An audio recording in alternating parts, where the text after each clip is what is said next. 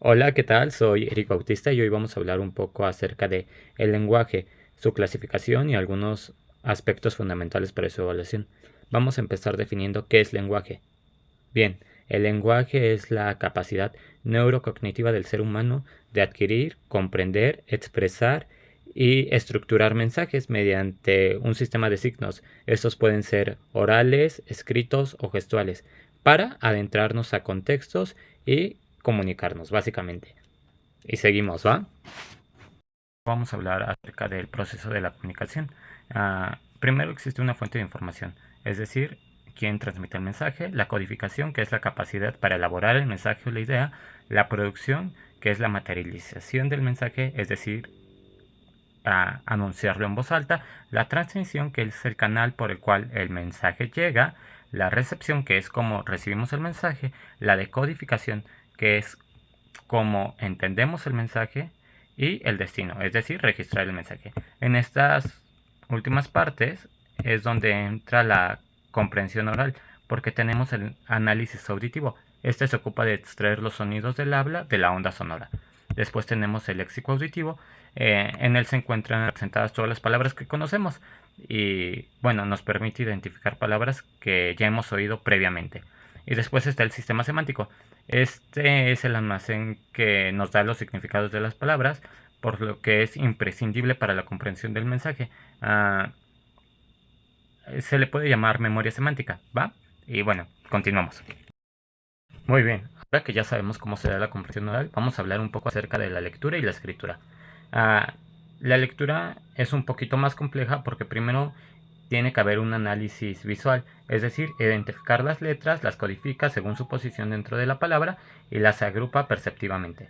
Después está lo léxico visual, es identificar la secuencia de las letras, es decir, palabras, y gracias a eso podemos reconocer las palabras vistas con anterioridad. Pero ¿qué pasa cuando no conocemos la palabra o son pseudopalabras? Bueno, entra la conversión grafema-fonema, que es la segmentación de las palabras en letras o grupos de letras y la traducción de sus correspondientes secuencias fonéticas. Por ejemplo, podríamos no conocer la palabra precopeo, pero sabemos que pre es antes de y copeo copas, antes de las copas. Ahora bien, en la escritura empezamos con el léxico ortográfico, que es almacenar las formas ortográficas de las palabras familiares para el almacén de grafemas, que es la representación abstracta de cada una de las letras usadas en la lengua. Y la conversión fonema-grafema, que es la transmisión de los sonidos en formas ortográficas.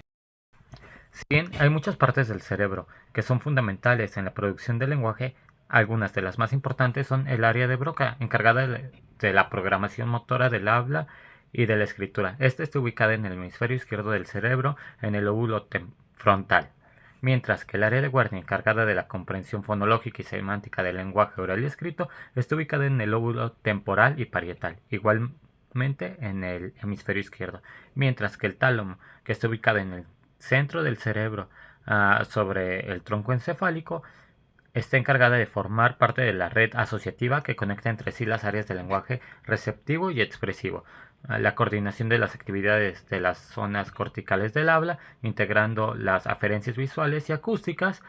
Considerando todo lo anterior, vamos a hablar de algunas de las alteraciones que propone el modelo clásico del lenguaje. Vamos a empezar por la fase de Broca. Su lenguaje espontáneo es no fluctuante, mientras que su comprensión es relativamente preservada.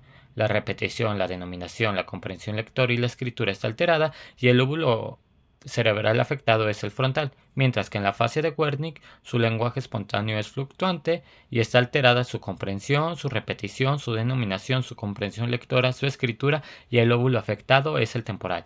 En la fase de conducción, su lenguaje espontáneo es fluctuante, mientras que en su comprensión es relativamente preservada, ah, al igual que su comprensión lectora. En cambio, está alterada su repetición, su denominación, su escritura, y su lóbulo cerebral afectado es el parietal. En la fase global, su lenguaje espontáneo es no fluctuante, mientras que su comprensión, su repetición, su denominación, su comprensión lectora y su escritura están alteradas, y aquí los lóbulos afectados son el frontal, el temporal y el parietal. Finalmente, en la afasia anómica, su lenguaje espontáneo es fluctuante, Su comprensión es relativamente, al igual que su repetición, su denominación está alterada y su comprensión lectora, al igual que su escritura, está relativamente preservada. El lóbulo afectado es el parietal. Para finalizar, vamos a hablar de algunas de las alteraciones que propone el modelo cognitivo del lenguaje, empezando por la dislexia superficial. Esta es una alteración de la capacidad lectora, con mayor lectura de palabras regulares que irregulares. Después tenemos la dislexia fonológica. Esta es una alteración de la capacidad lectora, pero caracterizada por mayores dificultades para leer pseudopalabras y palabras poco familiares. Y existe la presencia de lexicalizaciones. Ahora, la sordera verbal es la alteración en la capacidad de comprensión del habla, aunque el sujeto sea capaz de distinguir las voces de personas familiares. Constituye una alteración de la percepción del habla con la capacidad de percepción de sonidos ambientales preservada. La sordera para la forma de palabras es la incapacidad para distinguir entre palabras y pseudopalabras, aunque la repetición es adecuada. Finalmente, la afasia semántica es la alteración en la comprensión de las palabras tanto orales como escritas. Pueden existir mayores dificultades en determinadas categorías. Y bueno, con esto terminamos nuestro video. Un gusto.